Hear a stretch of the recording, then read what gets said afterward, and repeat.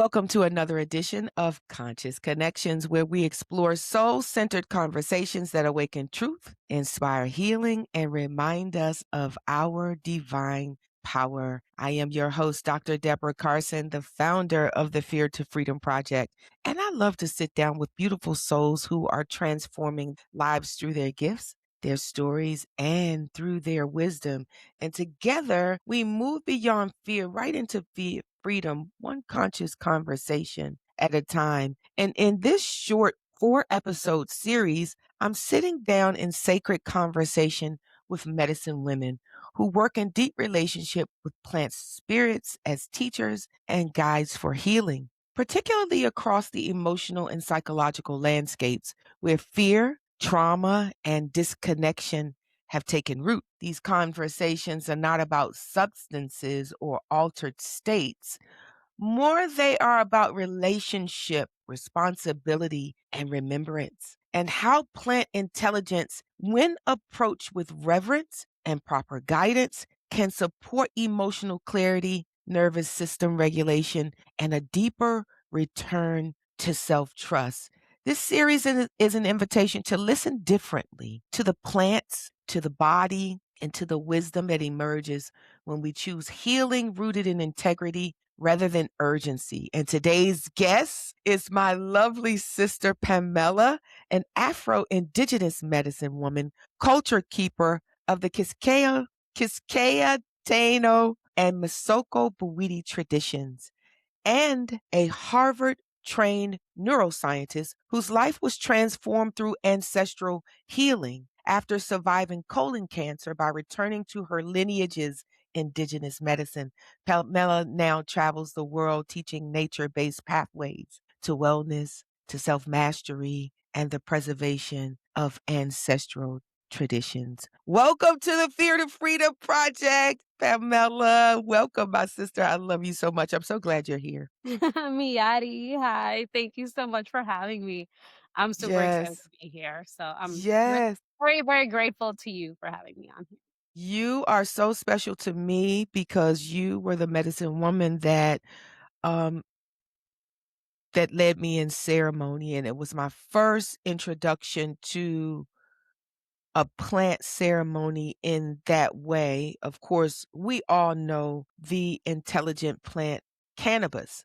However, we may not have used it in sacred ceremony. We've never been taught that way. Of course, I did not, but I honor all of the plant spirits. And so meeting you was not by accident. And I just want to say that whenever I reached out, I was reaching out not even to come to you, but it all, everything happens for a reason. I was actually, a little resistant to getting there, but yeah, I was thinking, oh no, I want to be somewhere closer.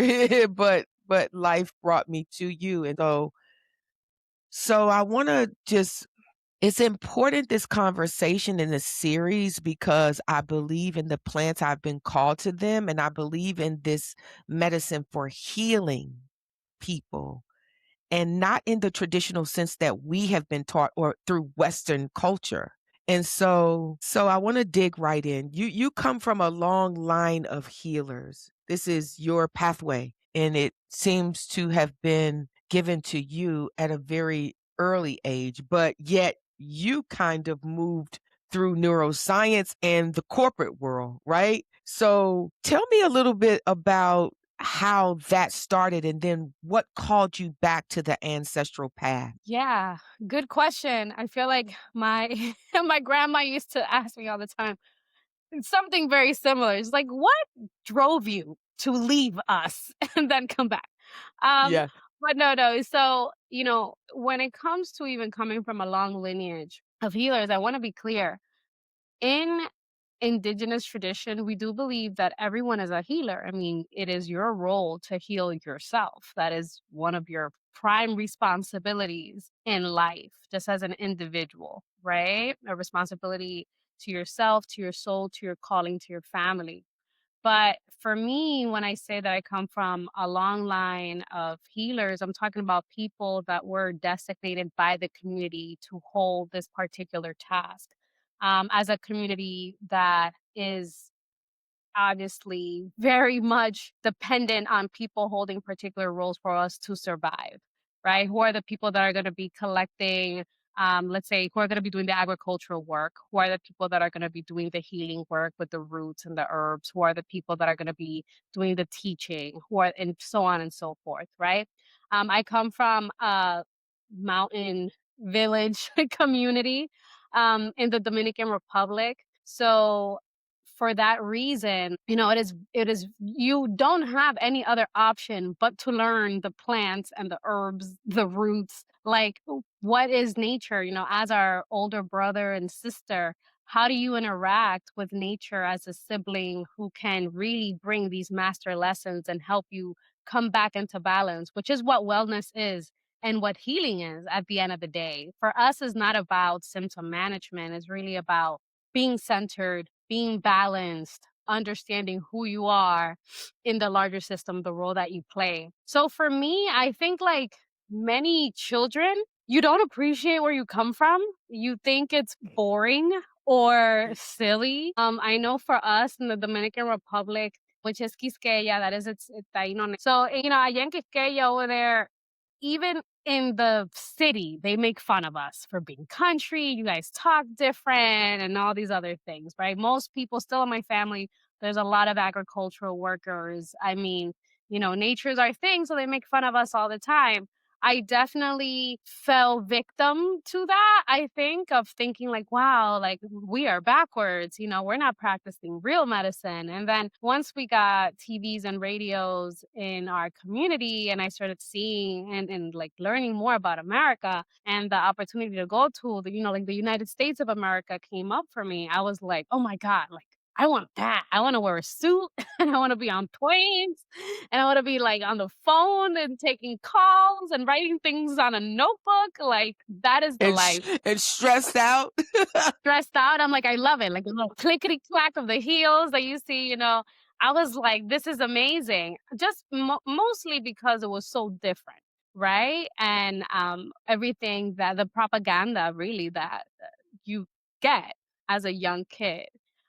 So I ended up going to the United States. And interesting enough, I mean, in my family, not only do we hold this role as healers in our community, whenever there is a possibility to get additional training or advanced education, people also go for that. So we do also have people who are registered nurses that turn out to be, LPNs, medical doctors, and so on, like still working in the healthcare system, both in the Dominican Republic and even now here in the United States, now that a couple of my family members have immigrated here. So for me, I came to the US and I, ended up going to Harvard. For a long time, I was like, well, I still want to be in medicine. I understand what my family does. So it's just like, I want to go become an MD PhD, which is why I ended up going to Harvard and kind of focusing on social and cognitive neuroscience, which at the time was under psychology. And in my mind, I'm like, I'm going to become, an MD, PhD, an investigator, really focusing still on consciousness and understanding what is the difference between an abnormal brain and a well functioning brain. Because Mhm. I come from a place where our dreams are very important. We know that people flip consciousness all the time. We know that there are mind altering substances, there are mind altering plants, there's mind altering words, right? So this is just a part of my regular daily life, right? Like words could be blessings or they can be maldiciones, they can be curses, right? Plants, you can be in right relationship with them, you could be abusing them. Like these are just normal things for me. And in coming into the United States, I realized just how the system was so vastly different. And they saw even interacting with plant allies as, oh, you're crazy. This is schizophrenia. Like you're having auditory or hallucinations or whatever the case may be. Like these things are not real. So already I'm seeing the red flags. Of course, you get into the pharmaceutical industry and starting to learn about insurance, and you're like, "Oh, Yeah. this is a scam." Yeah. I was like, "Oh, crap." Like, I don't think I wanna be a part of the I wasn't sure if you guys had the solutions, but now I'm like, "This is actually part of the problem." Y'all are, Yeah. like, creating in my mind at that time, I was like, "Oh, this society is, like, creating problems where there are none." And then when people are actually having issues being out of balance, they don't talk about balance or a reset or, like, let's just get you, back to understanding who you are. It's just like, here's a pill. Like, here's a treatment plan that takes you away from all the things that keep you healthy, right? So it was just a very confusing time for me. I ended up going to corporate. It wasn't until, and I thought I was, just gonna do that for the rest of my life.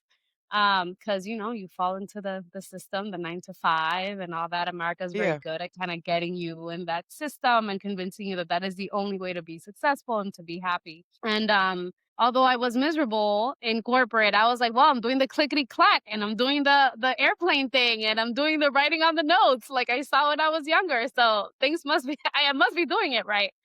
Um, and it's funny how you even get to normalize depression and anxiety during that time because so many other people are also stressed out of their mind. Everybody's like not sleeping. Then you're on team meetings and everyone's like, "Oh my god, yeah, I didn't sleep last night. I haven't slept in 2 days." And it's like a competition of who You abuses fit themselves the in. most. Yeah. Yeah. Yeah, and I'm like, Totally "This agree. is crazy, but okay, let's go." Obviously, all of that self-abuse, which is really what it was, over time built up in my system because my body had been telling me for a while, like, "You need to come back." My family had been telling me for a while, "We wanna see you more, you have to come back." Until it all culminated with me getting colon cancer and being really sick, at 29. And as much as I wanted to keep going in corporate, I just couldn't. My system, like, completely rebelled against me. And, now people talk more about that gut-brain connection, funny enough, now that there's some science behind it. But this is something that indigenous people have known the entire time, right? So I Mhm. already knew, like, there is an intelligence in my gut that's trying to speak to me and I'm ignoring it. And now it is like, you're not gonna slow down, we're gonna slow down for you. Oh, yeah. And it was that illness that really put me in a position where I had no other option but to listen. And that listening to my body, especially as I noticed that I was not responding to Western approaches, is what led me to just go back to my family. So I went back to Quisqueya, I went back to Gabon, reconnected with one of my ancestral lineages, got initiated, got back into everything I was supposed to be doing. It was hilarious coming back because people were like, okay, it was about time. Like Oh, it we've was been waiting for you. "We've been waiting for you, girl, like, come on now," you know? So, it was, a very beautiful there was no, like, chastising, it was just like, "Alright, like, let's get you up to speed because there's a lot of work that needs to be done, not only for you, but for many others that are in the same boat that you are," right? Thinking that this is the only way, that just and I'm not talking about corporate only, but just, like, being stressed out all the time, Yeah. normalizing Yeah. depression and anxiety, not sleeping, not eating, and ultimately just being drastically disconnected from nature in all the ways that it exists, whether it's the plants and the trees around you, or just your own nature. Yeah. So, Yeah. for me, it was really drinking. I'm terrible at like English idioms, but I keep on trying. Drinking from the water hose, the fire hose, one of those things. Yeah. Yeah. But Yeah. it was one of those moments where it was like, "Oh my goodness, this is so much," but there was a deep remembrance in it, right? And mind you, even though I had decided to go the corporate route, whatever, for some time, since this type of healing work, ministry work, my family sometimes likes to call it, it's something that we've always done. I always stayed Mhm. connected with it. I would always be helping. I just wouldn't be leading the ceremonies, right? Yeah. So, and the people that were seeking I would say, like, energetic healing and indigenous healing practice, they were, from our community. They were like other indigenous people. It wasn't until while I was working in tech, I'm hearing of CEOs and executive directors or whatever, like, "Oh yeah, I'm going to an ayahuasca ceremony or I'm going to this." other fasting ceremony. I'm going to this type of indigenous ceremony. I was like, how y'all know about that? Like, Right, right. that's family stuff. I was like, wait, what's going on here? And I also saw how those conversations were frowned upon in a way for your individual contributors, those entry level workers, but your top execs are all at ceremonies, all up in my house. Mm, mm, So I was mm. like, whoa, whoa, whoa, whoa, what's going on here? Especially seeing how Black and Brown people were some of the most disconnected from these traditions.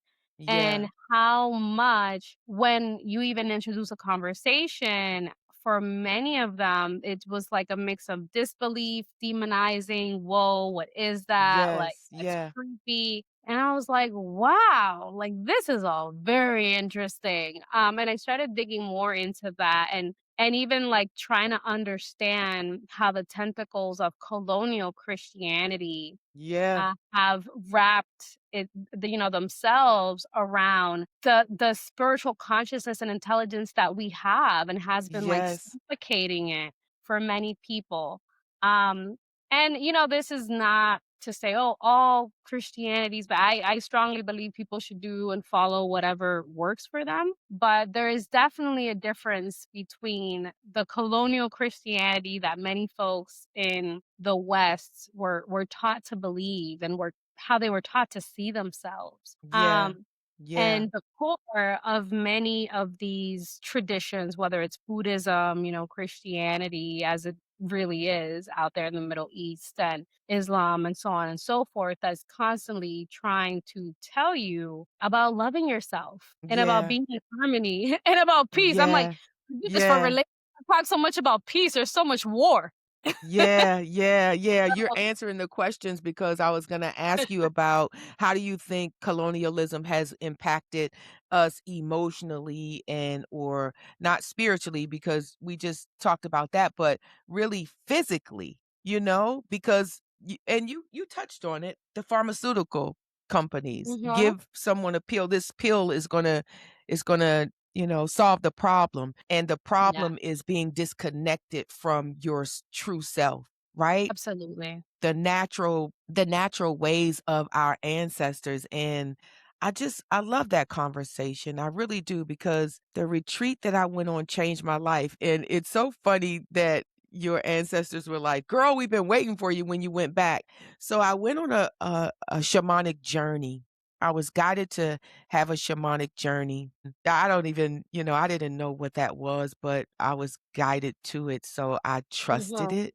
And I went on this journey through meditation, and it was a pretty nice journey of me walking through, grass and then I ended up I was in a river, and then I ended up at a village, an African Mhm. village.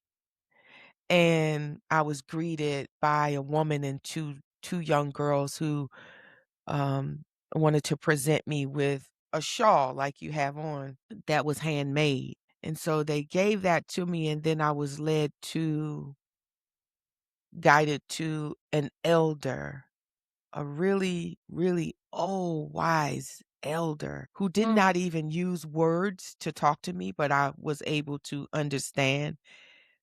And I had to crawl into his hut, and I crawled into his hut, and he sat there and just looked at me. He put his hands on me and just looked at me, and it was I felt like he was blessing me and preparing me, so I'm just going on this journey, and then I crawled out of the hut, and he took me to a bigger hut where I was to be left right there. Even the practitioner that was guiding me could not go with me, and then I went into a larger hut, and there was tribal people there. There was a man who had on a really nice headdress, and then there were women. And do you know, honestly, when I got in there, they were like this. "We have been waiting for you. We have actually been waiting for you all of your life. Let's go." And it's almost like they were just like, "We got things to do." They started Mhm. dressing me, putting things around me, sitting me in ceremony. I had my spirit animals, two wolves. These white wolves are always in my records, and they're always in my meditation. So these white wolves, they were howling. They were like putting me in ceremony. I don't even know.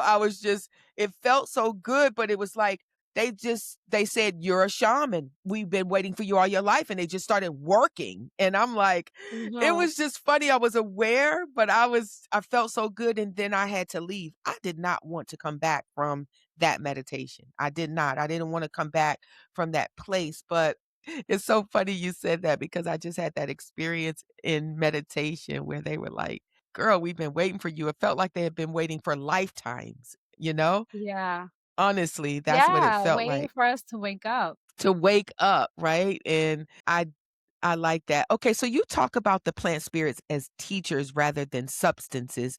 How Mhm. do you help people to shift their mindset from taking medicine, a pill, to entering into relationship with these plant intelligence? You know, because that's something that's a big shift. How do you Yeah, help? yeah. It is a big shift for some people. It's not as big as folks make it out to be though. And to be honest with you, I'll say I don't do it. I plant seeds and then people need to, water it, take care of the land, and it's really up to them whether those seeds bloom, right? Those seeds of consciousness really bloom, whether they want to, because some people are also not ready to truly understand that and go through these shifts. There is a responsibility with these shifts, Mm, right? mhm, So, what I would have to say is, I mean, there are some things that I just feel lessons that life just brings you because it's just mhm. like, like my body was like, we can no longer afford to have you be in this daze. Yeah, uh, yeah. you're working these 9 to 5s and these things, like, we literally have things that we need to accomplish, and I don't wanna die, it's not my time to die yet, right? So you have to wake up. So I feel sometimes our bodies force us into understanding these things, but the reality is that these opportunities to understand that nature all around us is our teacher, is our friend, was here before us, that information has been there from the beginning. Even many different traditions and religions talk about how, with creation stories, where nature was created before mankind was. And I'm like, doesn't that let you know already that they are teachers? They have their intelligence. They operate in a different way. They out survive us. Right, like a plant doesn't necessarily, like, let's say an oak tree doesn't necessarily have this like 75, 85, 95 like year life expectancy like most, humans do. Mhm, mhm. And that's even depending, what part of the world you live in. Like, these things are living for hundreds of years. Don't you think that that holds an intelligence,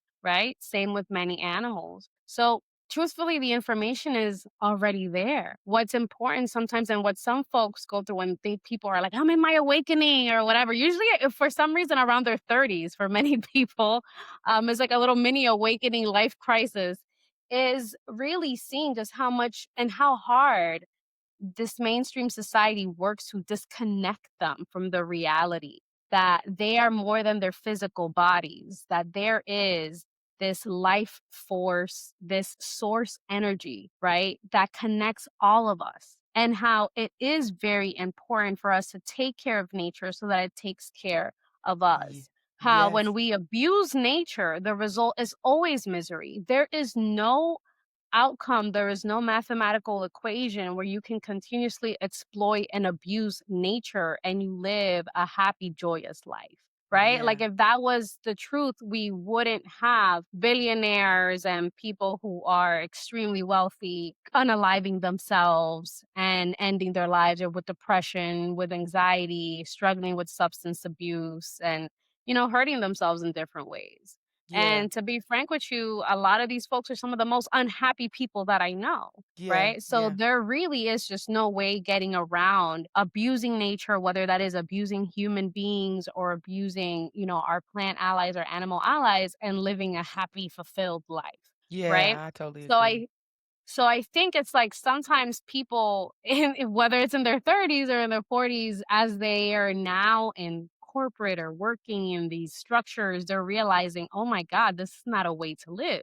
And Mm, holy crap, I feel like my blood pressure kind of like leveling out after just like a weekend in nature. Or I just mhm. decided to sit down one day and like just drink some tea instead of a double shot of, 5 shots of espresso and 10 cubes Right. of sugar from Starbucks. And I'm noticing like my nervous system is kind of slowing down. It's these little whispers, right? That kind of start just susurrando, just whispering in the ear, like, I'm here, like, Mama Nature has not forgotten about you. And then slowly but surely, people reach a period where their dreams start activating, right? Yes. Or they go through a meditation and they're like, wait, pause. What's this tribe? What's this hut? Why did this take me to Africa? Why did this take me to Yeah. Cambodia? Why did this take me to the Amazon? And people start getting curious. And there's nothing like that curiosity, right? And that's usually our ancestors whispering to us, hey, girl, do this quick Google Gonna search.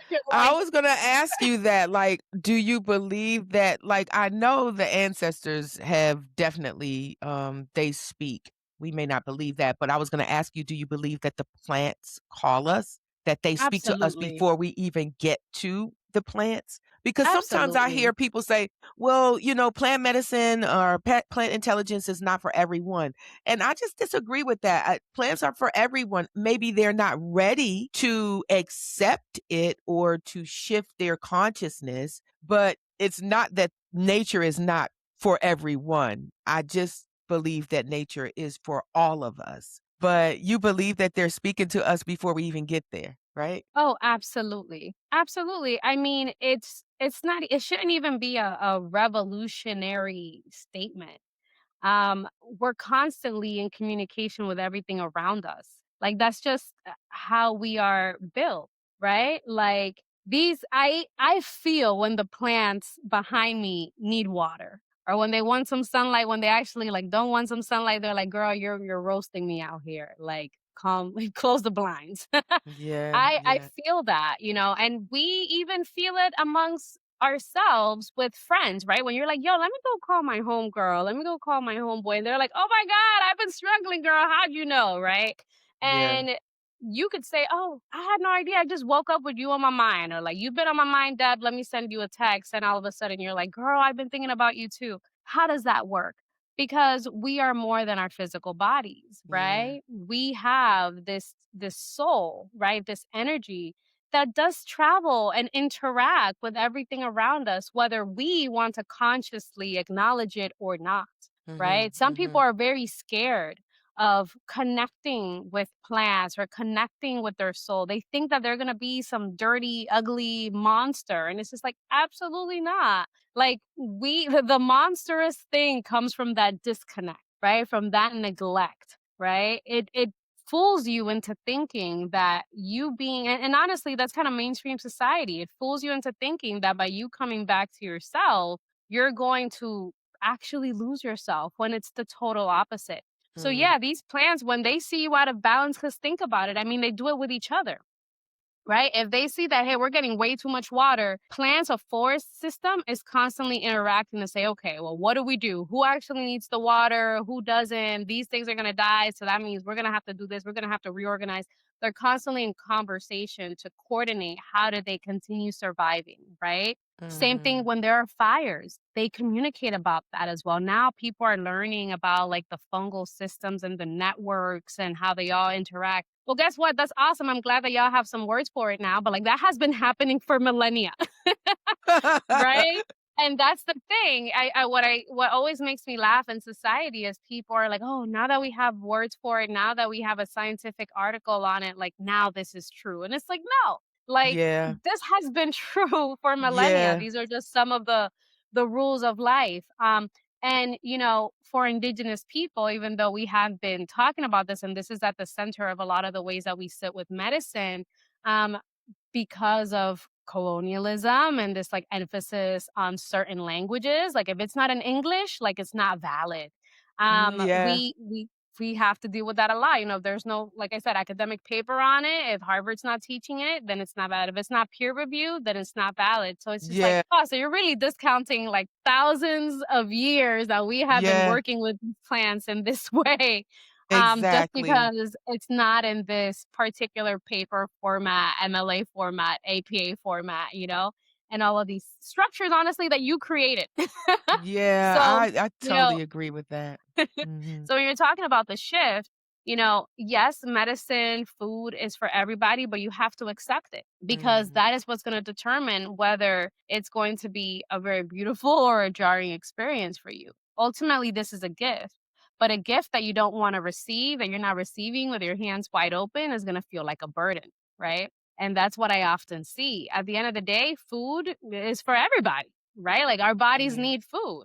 But if I'm giving you food and you're like, "No, I don't want it," it's gonna feel like a Yeah. burden, right? So I would say it's the same thing with the plants. The plants are constantly talking to us. "Hey, Deb, you need more sleep. Hey, Deb, you need to relax. Hey, Deb, you need more water." Our bodies, right? Even if we consciously with our minds don't want to pay attention to it, our bodies will also sometimes gravitate towards certain things. Dang, I didn't even realize how I just went outside and like took a stroll, and our bodies are also constantly trying to tell us, hey, girl, like this is what we need to be in balance, right? What I see certain plant medicines doing is calling for interventions. That is what I'll Mhm. say, right? Because as an indigenous medicine woman, I mean, yes, I work with Iboga and I work with other things, but I mean, I'm also working with chamomile and cacao Yes. and water Yes.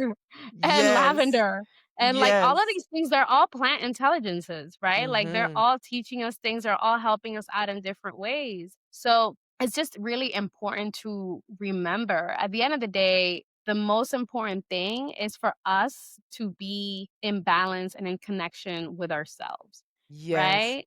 You don't People don't need Iboga, people don't need ayahuasca Yeah. to live a better life, right? Right. But sometimes these medicines are like, "Girl, you've been messing up for way too long.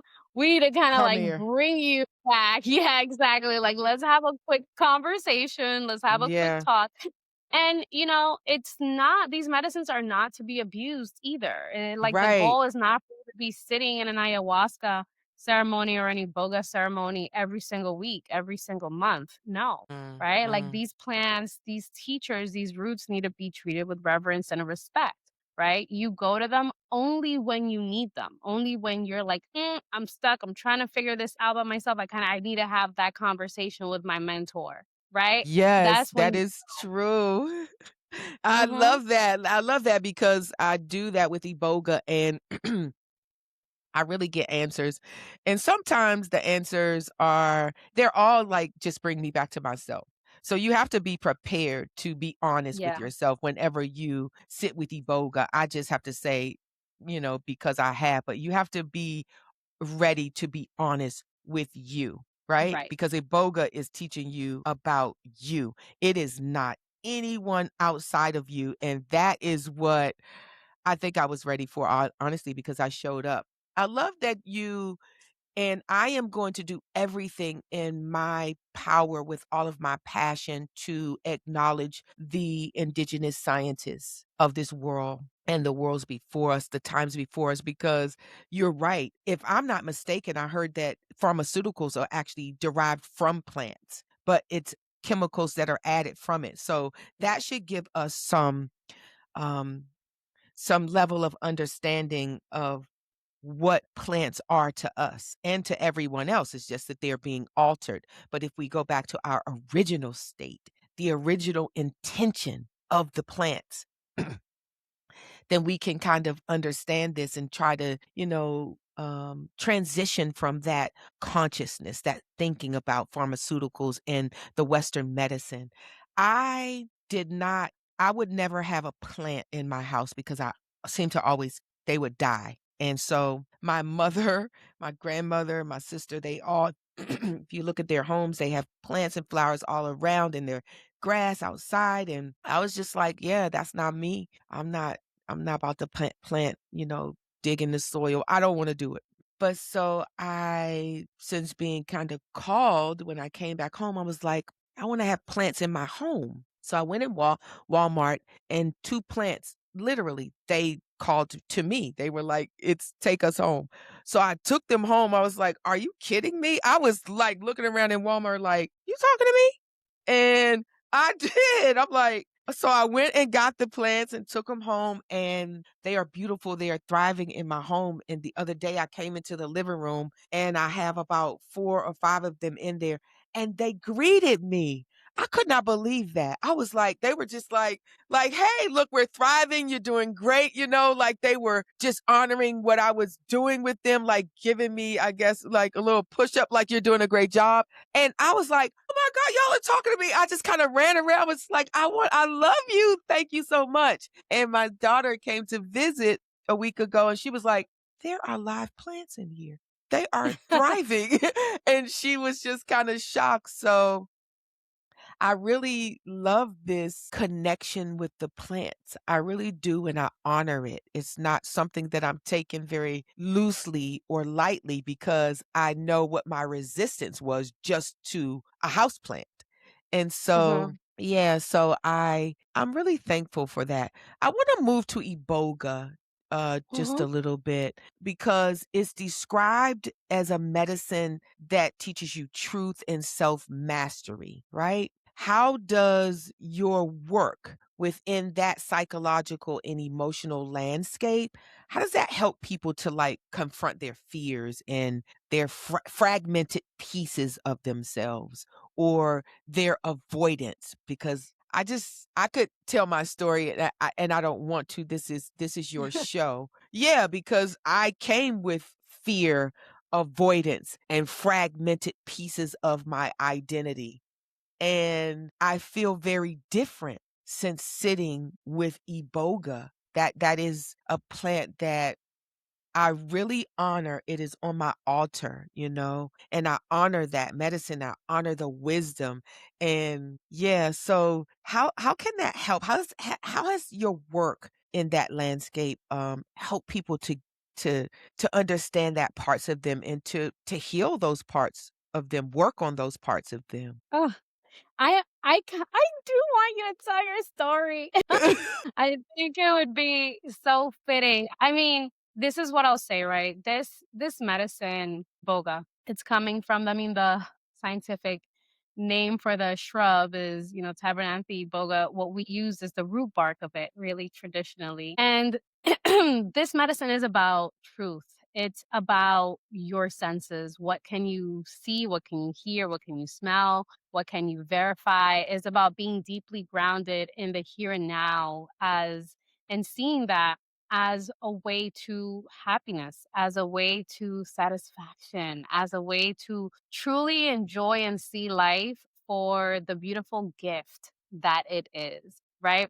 I think it's important to understand where this medicine comes from, right? This medicine Mhm, comes from the Central West Africa region. We were talking Gabon, we were talking about Cameroon, we're talking about the mhm. Congo. My roots in Gabon are specifically from the Mitsoko people. And I mean, even if you go to the village where I was initiated in Buffoon, we are taking this medicine when we go hunting because you in the jungle. And this is a funny thing. People talk about like, oh my God, dissociative medicines and all that. Listen, this Yes. is very practical. We wanna make sure that our ears are working properly and that we're not stepping into danger, right? When you're in the jungle, the last thing that you need is to be out of your mind. You actually wanna be fully in your body, listening, Yeah. seeing, smelling, everything, right? You're tracking. If you can't track an animal properly, best believe that you're food for something else. Something else is tracking you, right? So even in that example, truth is just being here in this moment, being able to use the faculties that creator gave you, right? So it's not this big, scary, convoluted thing that Yeah. mainstream society has made it out to be. And we're literally primed for that complexity. This society makes everything so difficult. I remember like watching X Files as a young person, like the truth is out there, the truth is out there, and people are like, "Oh my God, but what is it? Is it the aliens? But like, what is somebody hiding?" And for us and Bwiti is like, "This is truth. Like, I have one nose. That's truth." Like Yeah, these, yeah. bringing it back to not creating stories, not creating narratives, not living your life out through these narratives and these stories that you created, right? Imagination, really coming back to what is the reality of the universe that I've created. Right. I think Mhm. like that ultimately is what's most important and what we do in this work. And for a lot of people going through that process at first, you're just like, "Oh my god, what's gonna happen? Am I gonna be seeing, like, pink elephants and, like, am I gonna be Yeah. flying through and it's super scary? Am I gonna be, like, reliving all my worst, deepest traumas?" And it's just like, your soul loves you. Your Yes, soul loves yes. you and wants to take care of you, and it's like, if you're not ready to confront a particular trauma, it's not gonna take you there. Right? Ugh. It's gonna bring you back to the basics at the speed that you are ready for. And if that means right now all you need is to feel hugged and taken care of and just know like, "Hey, you're good." That introduction that sometimes people have that it's just like, "Okay, I took the medicine, I took my spoons, and I'm chilling. Like, I'm right here." Like, and it's Yeah. funny. People will be like, "Nothing's happening." Yeah, And that I'm was like me. they're like, "But But nothing is s happening." but And then stuff was happening though. That so was much, me. so much. I'm so glad you're Mhm, talking about that because I have heard people on the internet just so disrespectful about Iboga, and I even had to make a comment, like, respond to a comment, like, "That is absolutely not true."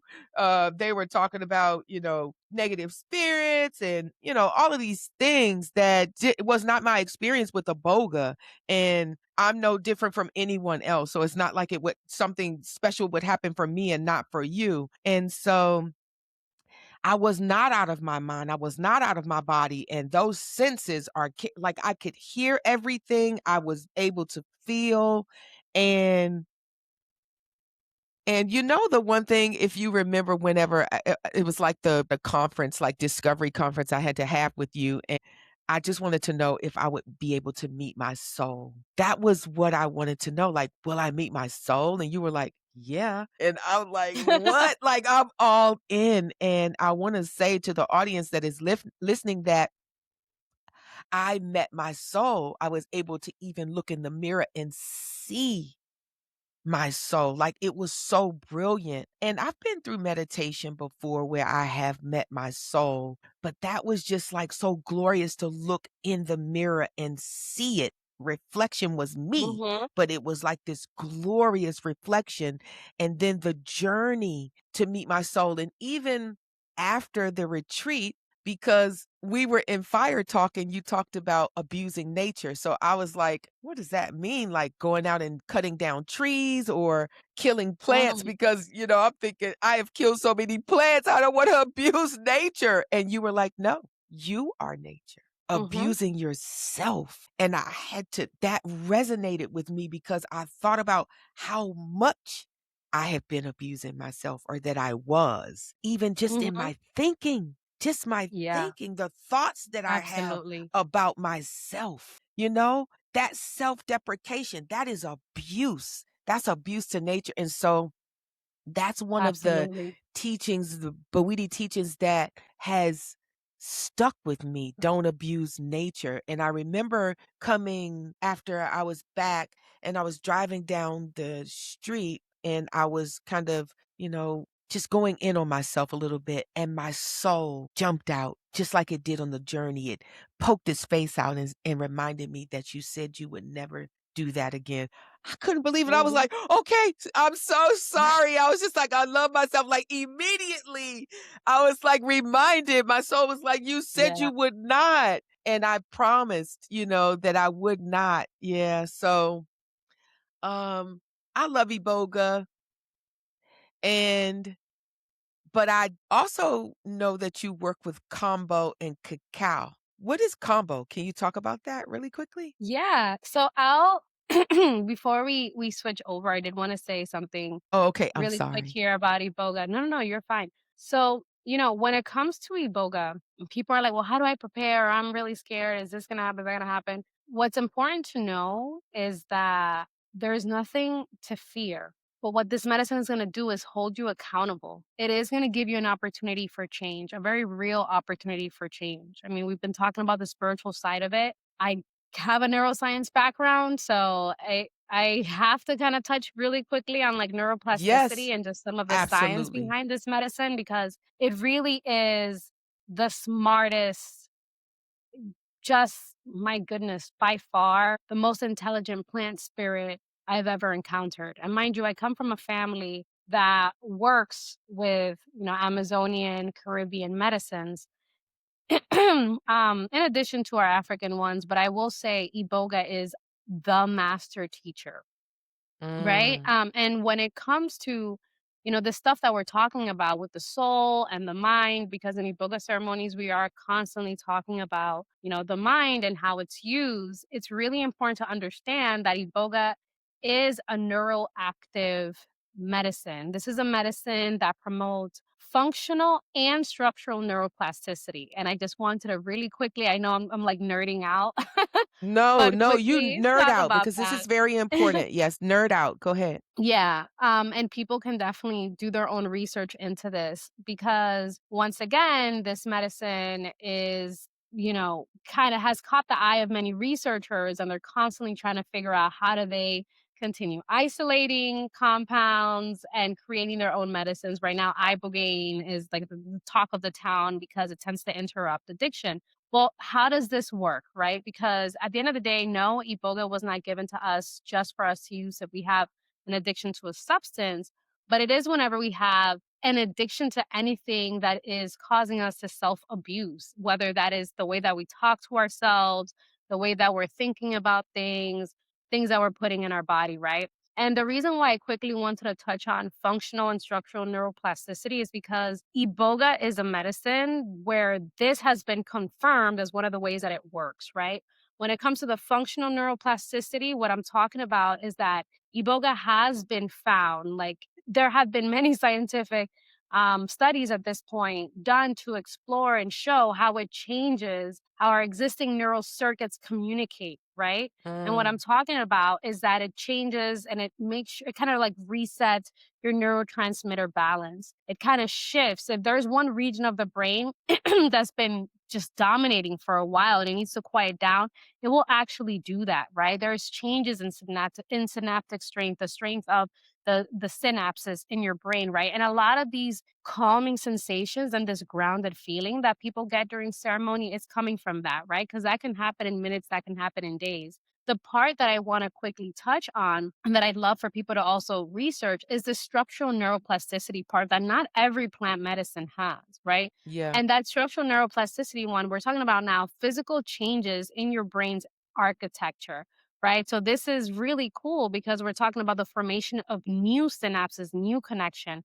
There's changes in Mm. white matter connectivity. There's neurogenesis, which is literally the creation of new neurons, which for a very long time in science, people said, well, in adults, you cannot create more neurons. At that point, once you're 25 or once you're in your 30s, like that's done, which is really bad news for anybody who develops a neurodegenerative, illness, Mhm. Parkinson's, Alzheimer's, or, because they're like, oh my God, if I'm starting to have issues with my brain, like it's the end of that, No, you can actually, with the help of Iboga, start creating new neurons. It is possible for you to create new synapses, new connections. And that is what happens over weeks to months, right? Now, that is reinforced with your behavior, with integration with environment, right? So that's when we talk about Iboga literally creates a window of opportunity for you to create new behaviors and let go of addictions. Yeah. That is very real. Now, like you did, you were introduced to your soul in ceremony, but over time, I mean, if you decided to just shut up your soul, you could have continued living back. You would have gone back into how you were, right? But you have decided, you have made the choice to start listening to your soul. And now that you made that, that y'all had that introduction, you're like, hey, I really want you to be a part of my life. So you have switched up your behaviors in order to really cement the fact that you want a relationship with your soul. You want to stay committed to the truth, right? And that is what integration is about. That is how real change happens over time, right? So for those changes, like for that neurogenesis to continue, it is by you switching up those behaviors, right? By you reinforcing the fact that you do want a relationship with truth, that you do want a relationship with yourself. So I just wanted to touch on those two things No, I'm because, you glad know, you needed to. when as you were saying, we are indigenous scientists. This isn't like Yeah. oh, we're just woo woo playing around with these teas and these No. leaves. Like there is real science behind these things. And, as you talk about Kambo and Cacao, these are, I would say, shorter acting when it comes to like when compared to things like Iboga. I would say these are very medicines that are for like very specific cases. They are not like, Mm. oh, just for anything, go do Kambo. Oh, just for anything, go drink Oh, cacao. So what I would say when it comes to Kambo, this is a medicine that comes from the secretion of the Phylomedusa bicolor frog. It's a frog found in the Amazon, right? And for me, I was taught my practice by the Hunikuin, right? Which is one of the tribes that has been working with this medicine for the longest time. Now, what is Kambo really good for? What I would say to that is that it is very good for those quick resets, right? When your body is in a very high inflammation state, mm, when you are in a place where maybe your typical anti-inflammatories, the medications that you're taking are no longer working and you're going through a lot of pain. Cambo is, I would say, a quicker ceremony because it's like 1 to 2 hours versus be sitting with something for weeks that creates an allergic reaction in your body. You then do have a purge. It's not always vomiting, although it is ideal for you to vomit because like that allows you to kind of like cleanse out your gut. mhm, And that is a way for you to be able to release anything like let's say parasites or bacteria, different things that have been creating the illness, through that purging, that cleansing that people experience. Many folks then say, oh, I feel like I have improved mood, my anxiety is lower because the pressure in your body is lower, right? It's kind of like mm. when people do a 10-day, let's say, juice fast, or they go through Okay. these like little fasts, they kind of cleanse out their body. It has less toxins in it. So because of that, they feel like their anxiety has gone down, their mood improves, they experience more energy and the inflammation in their body also goes down. Um, Mm, Now what I will say is that Cambo, like I said, it's a good intervention for if you just need like a quick reset. Okay, I'm finding myself that I've just been eating way too much sugar. I kind of need to get back on track. Let me go ahead and do this to interrupt that addiction, right? mm. You can go ahead and do that, but Campbell won't necessarily teach you how to stay on the right path, right? Okay. It is just kind of like that quick treatment, to make sure that you can have that reset and get rid of some of that excess sugar in your body, in your blood, right? This is Okay. a medicine that does lower blood pressure, but it does have heart protective properties. I say that because a lot of what is studied in Campbell are the peptides, and the Mhm. peptides do have, vasodilatory effects, meaning that it widens the blood vessel. And that means that there is more blood flow, which is great, but it also contributes to lower blood pressure, which is why some people experience lightheadedness, right? And that's why I say it's not necessarily, oh, just for anyone and everyone. If you have particular heart conditions, if you already have low blood pressure, you may want to have a conversation, a few conversations with your Campbell practitioner to make sure that it's going to be healthy for you, Mm. to sit with that medicine. And it may just be on the how. It may not just be a flat out no. It may just be fewer points, Mhm, right? Or mhm, exploring mhm. different ways for you to get to your health goal. But, as I said before, these are medicines that do produce different effects on your body. This is not a, something to play with. So Yeah. you do want to make sure that you understand, that you're talking with somebody before you sit with them. You're talking about what is that you're going through. Is it a microbial infection? Are you there because you're experiencing anxiety? What is it? To make sure that these medicines are a good fit for you, right? Mhm. You also mentioned cacao, which I'm happy to I talk love about. cacao. You let me Love know cacao. if you have any more questions about Cambo before I move No, on. not about Cambo, and I love cacao.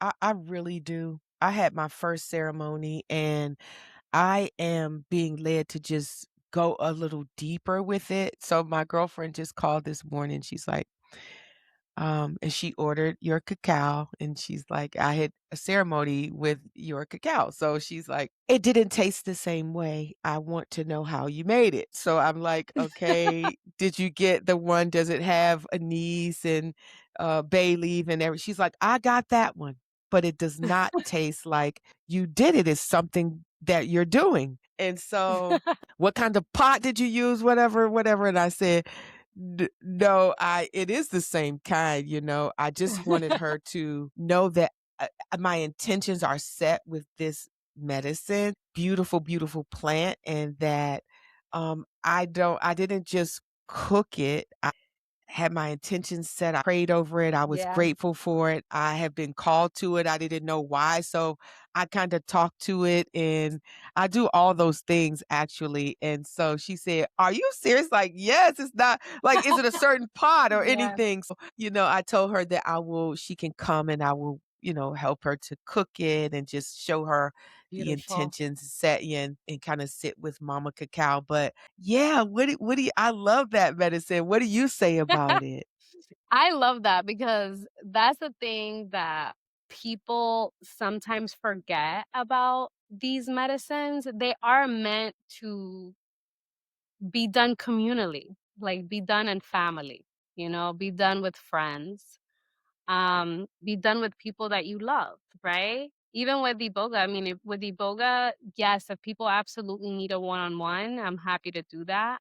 But all these medicines, what they're calling us to do is community healing, which is Yeah. very opposite to the Western model of like, here's a pill, and you take a pill at your Go on house. your This is own. individually.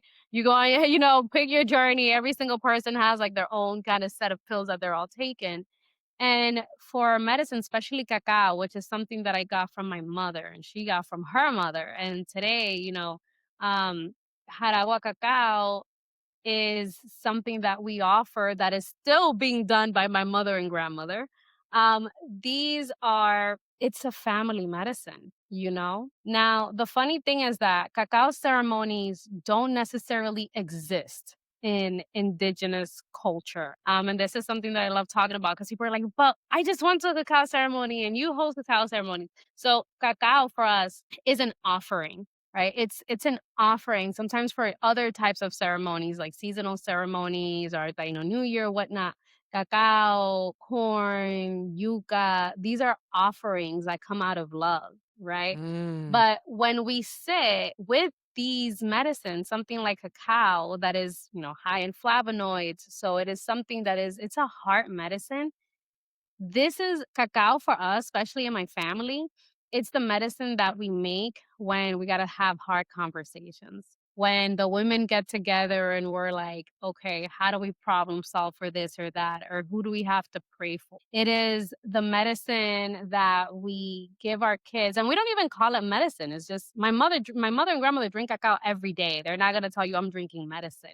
They're just Yeah, doing yeah, what we've yeah. done for ages. But this is, it's the cup that you wake up with, that you go to bed with, that the way that you show your kids that you love them, right? How you greet the day and how you say good night. It's hilarious. I mean, even for me, I learned more about the scientific benefits of cacao and the importance of like the antioxidants and the theobromine and how it has mild stimulant effects much later in life.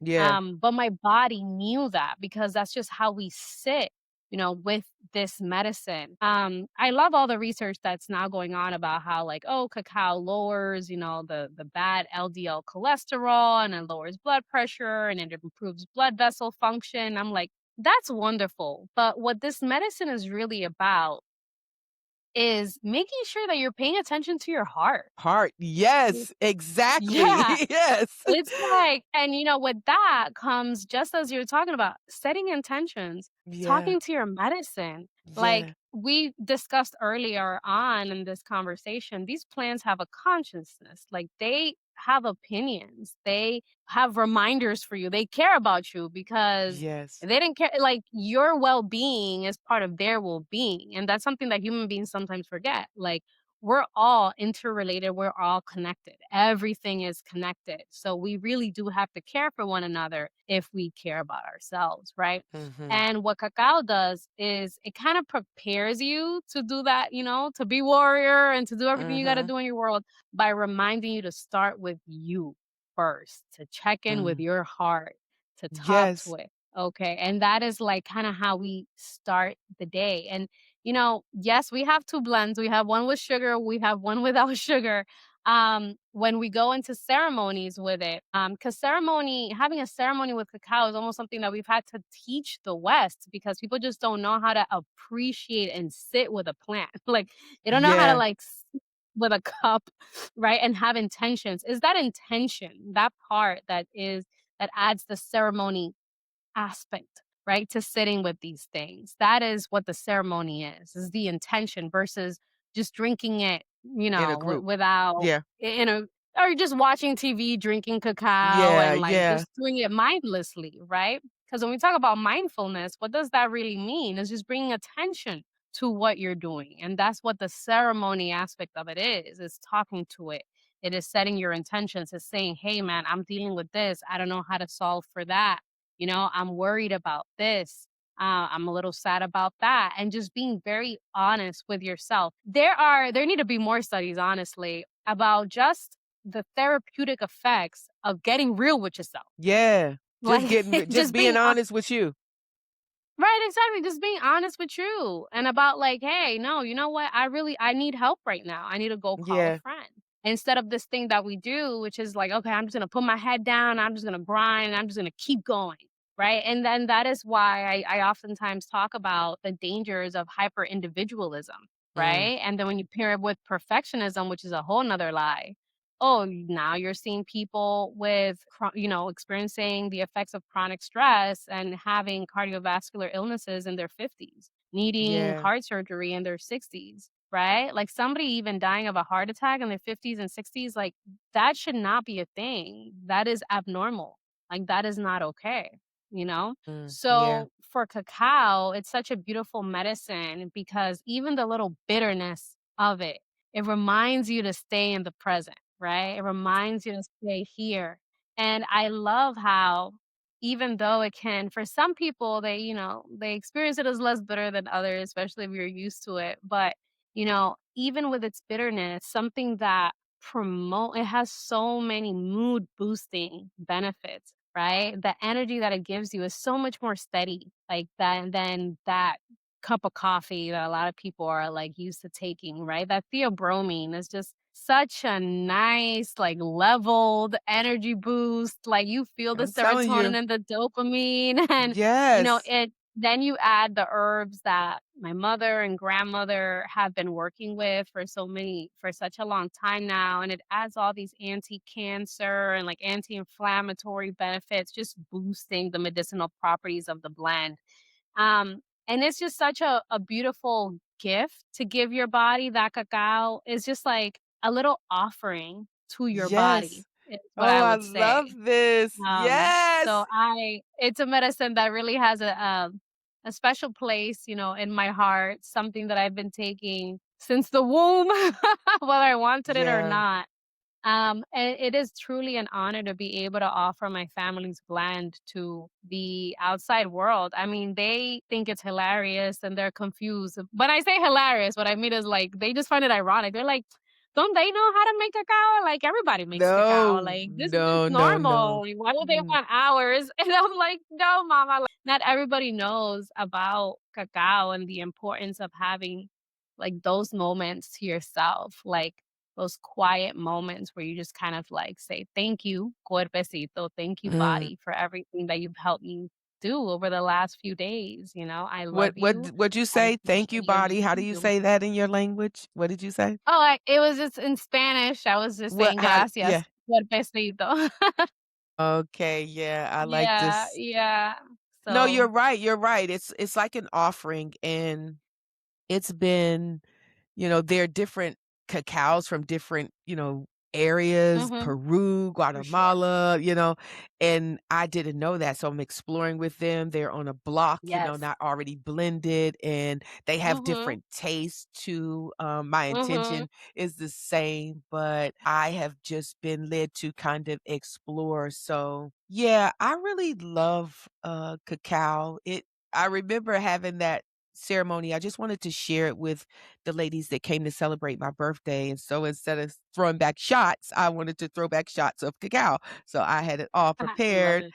and my girlfriend, who the one that called me today, she called me after, was like, "I feel like I love more since I left your house." I feel like my heart is open. I Oh. just love more. And I was like, "Yes, that is the intention." And I love that you talked about community, being in Mhm. community with these medicines and not being isolated, because that's how I lived. I didn't want anyone to know what was going on with me. I didn't want to bring anyone down. And I have also practiced as a social worker. So it's always being there for someone else to make sure Yeah. that they elevate their mood, themselves. And so, being in community has just been a lifeline for me. Even at the retreat, I attempted to isolate and I could not. I had to go Yep. sit. I did. It was my first line of defense because I was feeling a certain type of way. And the first thing I thought was, I just need to go by myself. So I did. And as soon as I sat down, I was told that I needed to go and get in the community. And I was like, what? Like, who's talking here? Who's talking to me? So I did go out and get in community, and that was, I was able to share. It was such a beautiful experience, and I recommend you to anyone, everyone listening now Oh. and in the future, that if you want to know more about yourself, if you want to get honest with yourself, like, this is the medicine woman that you should sit with. And if you want to purchase her cacao too, and you should do that.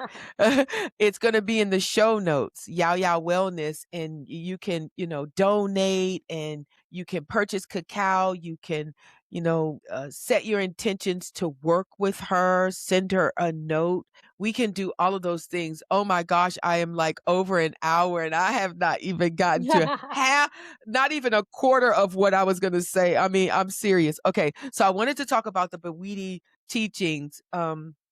That really resonate with me, and I'm gonna go through them just a little bit quickly. Like, this one, "Do not abuse nature," really, really stuck out with me. This is about responsibility. Say, Mugenda says, "So just do it." Right? Just Nike it. Don't try. Either you are doing Yes. it or you are not doing it. It is not that you are trying. So a lot of people, as Right. I'm trying to do it, I'm trying to do it, I'm just do it. All right? This is about love. Always love yourself like your firstborn child. That is Mhm. how you are to love yourself. This one is about abundance and meditation.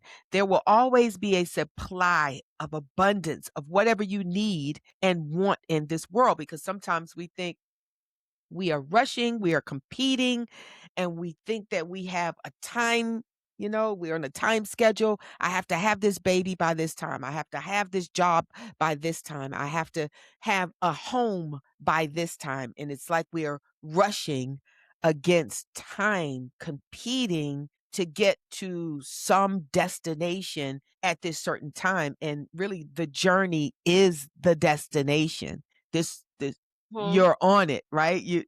We're all going to the same place at the same time, if time really exists, right? This one is about creator power. Everything, I love this one. I love this one. Everything is nothing until you make it something. Everything is nothing until, just talk a little bit, just a brief bit about that. Because if people know, I listen to Bashar, an extraterrestrial, Del Anka, uh, channels, an ET. And he always says that.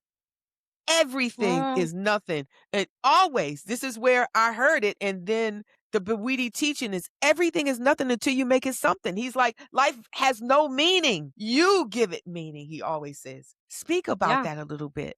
Everything is nothing until you make it something. And I feel like that expression, by Mugenda kind of it just says it all. You are the creator of your environment. I mean, all of this is meaningless data at the end of the day, right? Like human beings come and go. Like after we die, the world will continue going on. But similar to how you even said before, it is us who give life meaning. So it is our responsibility to create our joy, to create our happiness. We sometimes have this bad habit of like waiting for these things to fall in our lap. Or I'm waiting to be happy, or I'm going to put the responsibility to make me happy on my children, on my husband, on my wife, on my job, on my family. And if I'm not happy, it's your fault. No, no, no, no. You create your environment, right? Everything is nothing until you make it something. I also like to remind myself of this when I am actually creating drama for myself. And I'm like, Mhm, mhm. pause. Everything is nothing until I make it into something. Am I making, a Yeah, huge issue out of absolutely nothing? Like, why am I choosing these emotions? I think this also forces me to remember that everything is a choice, right? Life yeah, is not happening at me and I am this passerby. I am just this person, right, that's being dragged through life. No, I am the creator. I am in control. So, yeah. yeah. What about this one? What about this one? This one is about choices. Care not to care. Whoa, that one just resonated with me because I'm like, care not to care, okay? And I'm always, I am such a big heart person. I care about everything and everyone. But But has it been to my own detriment, the caring part? And so when I came to the retreat and it was care not to care, I'm like, I can do that? Yes. And still have a heart? Absolutely. I care so much about my own peace and happiness. That Yes. is what's first. To not make it into something and not to embellish and support someone else's drama. Care not to care. I love care not to care because it comes up in my head like, wait a minute, care not to care about this. Why am I giving this any attention? You know what I Yeah. mean? Why is my attention there? Because that's where my energy is gonna go. So I love that one. Now this one, I just want to talk about this one because I think I understand it because I'm so compassionate and I love compassion. I have a lot of compassion for humanity, but this one says to rely on patience over compassion because Yeah. compassion is rooted in emotion and therefore it will run out. But patience, you get to choose that. That's a choice, right? So that you can maintain that indefinitely if you get to choose it. So I don't think, does that make me a less compassionate person if I say, No. okay. It's interesting, because I feel like in the West, we do talk about feelings and emotions and compassion a lot. And one way of seeing this is that at times when we think about compassion, we think about like sitting with someone, holding them. Oh man, I feel what you're saying. And now we're both kind of in the dumps together Mhm. because I'm kind of taking on your emotions as a way, of saying, hey, like let me lighten the load. But truly, you're not really lightening the load. Now you're adding a load, right? So now your friend is in the pits of darkness asking for someone to help her bring her out, and your response is let me go sit in the pit with you, Yeah. so that you don't feel lonely. Yeah. So but in that way it also puts you in a position where you cannot help them come out, right? So in the way that the Bwiti see this is, instead of me sharing in this negative feeling space that you're at right now, and regardless of whether it makes sense or not that you're feeling the type of way, no, I don't want to share in your feeling. What I'm actually going to do is sure support you, but be patient with you, right? Yeah. And create the space, create the environment where you can ideally pull yourself out of this hole, Yeah. right? So that's kind of where the patience with being a human being comes in. But I Yeah. am not going to take on your negativity to make you feel less lonely, Yeah. right? And I think that's just like a different way of seeing being there for someone. Yes. Because some folks I feel like and this is almost I see a lot of ties to, like, colonial Christianity of, like, this self-sacrifice, and I'm gonna put myself down, I'm gonna be the martyr, I'm gonna sacrifice my joy so that you can stand on my back. That is not Bwiti at all. Bwiti does not really believe in self-sacrifice, if I'm being honest with you. It's like, "No, I'll be good," like, "and I'm gonna Yeah. help you as much as I can without, putting Enabling you. myself in a bad position." Mhm. Yeah, and that kinda goes back to what you said when we were talking about care not to care. Sometimes we care to our detriment, right? So it's like, at that point, I cannot if caring about you means abusing myself, that is not a dynamic that you wanna be in, right? Yeah. So, that's why we kinda stand by patience over compassion. Like, I'm never going to compromise the truth. I'm not gonna compromise myself. So, if that means that I'm gonna support you, but, kinda bless you with patience more so than Yeah. bless you with accompanying your misery, like, that is what it's gotta be because you have to take care of yourself like your own firstborn child, Yeah. right? And even if you have your own kid and you see your child, like, just consoling a friend that's going through something, you're gonna put a stop if you see your kid starting to get into that depressed state and stopping their life, Mhm. right?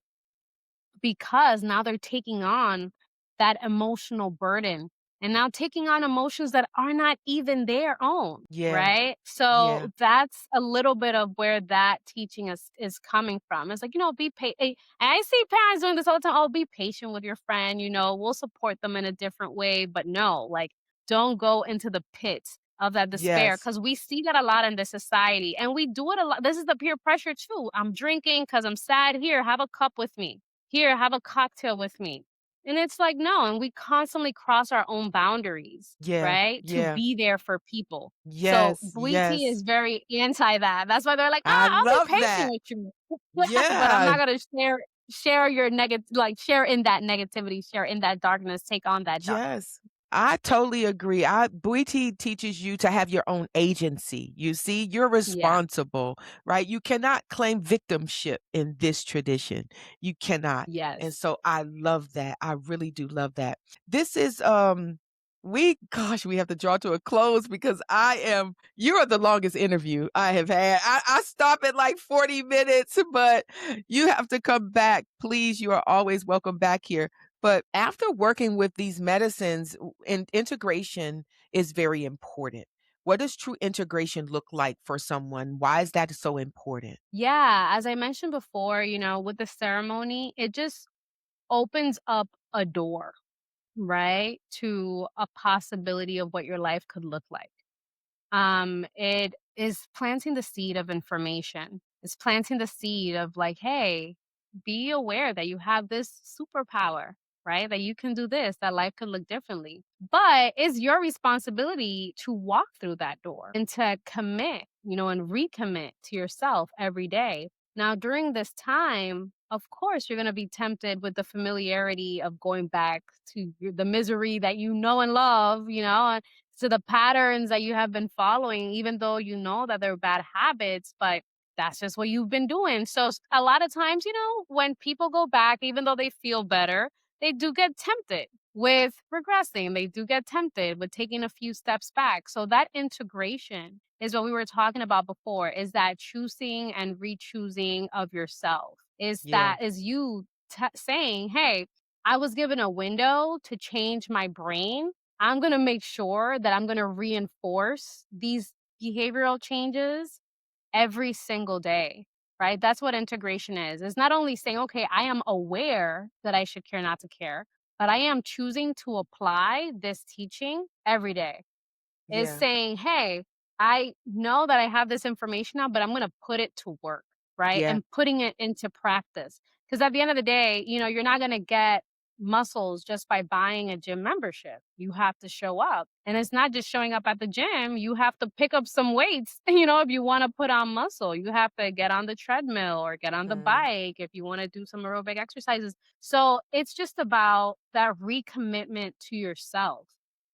When we talk about doing the work doesn't have to be painful. The work doesn't have to be this suffering that you're enduring. This is all colonial Christianity, this martyrdom and this stuff. No, it's about you, choosing to love yourself and doing the things that align with you loving yourself every Yes. day. That's what Yes. integration's about. And when I have my calls with people, is really to check in on, are you doing Are the you loving things that are yourself? aligned with you loving yourself? That's all. That's You all. are I'm not here to tell you you. That's true. That is your goal, and I feel that, like, even when we had our integration meetings, like, I just love listening to you too, and the wisdom that comes from you. I really appreciate you so, so very much. One day we will work together. We have to do something Absolutely. together. We Yes, sure do. because it is in the air. And you affectionately named me at the ceremony. Do you want to Well, say your soul named you. my soul named me? Okay, Your okay. soul So my came out, soul Mama Zingo.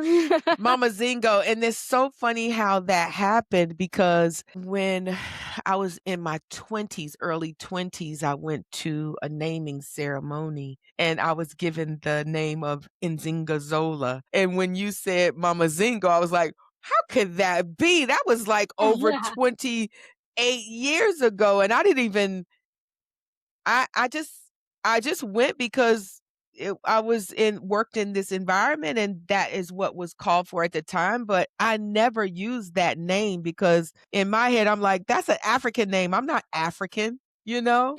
And this is the that I was the result of being bamboozled and being colonized. But now that is over. All right. That is over. And so I love that name, Mama Zingo, and I really appreciate it. It feels so honorable to be named that. So thank you so much.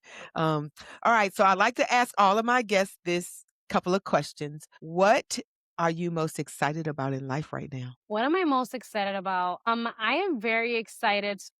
A few years ago, my soul spoke to me and my ancestors spoke to me about sharing this medicine with more people in my Caribbean community. So to really go back and establish a healing bohio, like a healing home, similar to how my great grandmother had and well, still has.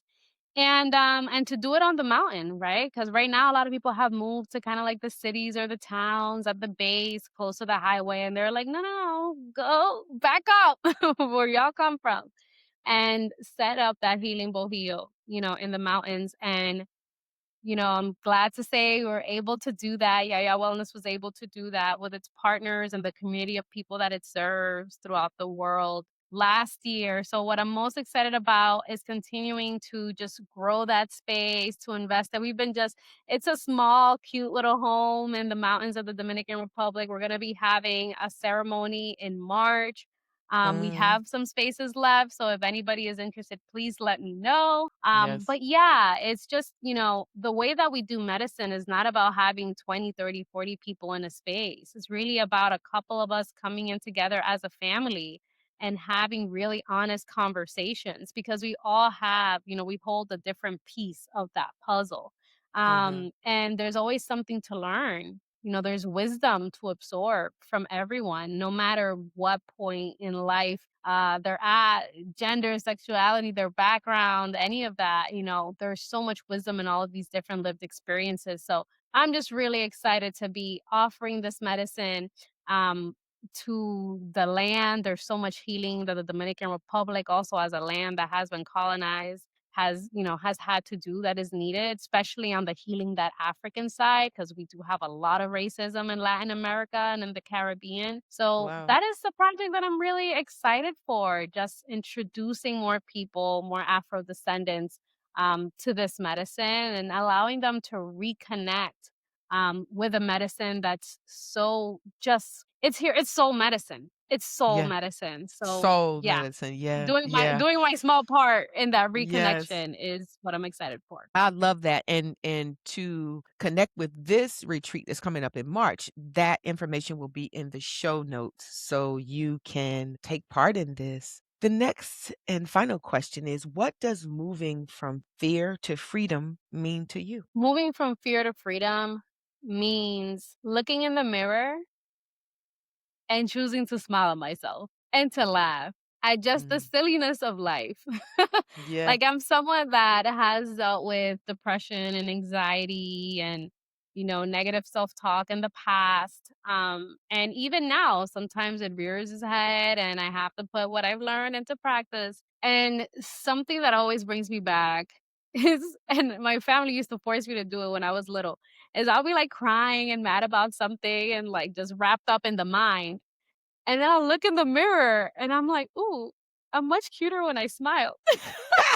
Exactly. And I'm like, and all that was required was just me choosing to smile, and boom, like my whole mood, shifts. My whole worldview shifts. And that is what has allowed me to reclaim my freedom. Honestly, it's just, and this is another way of reconnecting with your soul, just tapping in with you, is just getting up to that mirror and be like, baby girl, you're Baby gonna be all girl. right. Yes, yes, You're gonna be all right, absolutely. and choosing to smile. Yes, well, your smile is so beautiful. It radiates across the world because that's what's happening right now. And I am so honored and I'm so proud of you. I am so proud of you. I don't know what to do. And I'm honored that you came to sit with me today and you are welcome back here anytime. So, yeah, I hope this conversation was good. Thank you for tuning into Conscious Connections today. May today's conversation remind you that healing is not always about doing more or fixing more or becoming something new. Sometimes it's really just about remembering who you were before forgetting. Before the fear came, before separation came, before we learned to distrust the wisdom in our own bodies and our own lineages. Whether or not ancestral medicine is a part of your path, the invitation remains the same. To study your life, to master yourself, to cultivate right relationship with your body, with your community, and the living world around you. Be sure to subscribe and like and share this episode with someone that you love and that someone who is really searching for themselves to get back to themselves, to come home, whose fragmented pieces are like, I'm ready to come home now. Leave a comment and tell us how this resonated with your soul. This is where fear ends right here and freedom begins. Until the next time. Peace and love. Thank you, Pamela. I love you so Thank much. you. Love you too, Mama.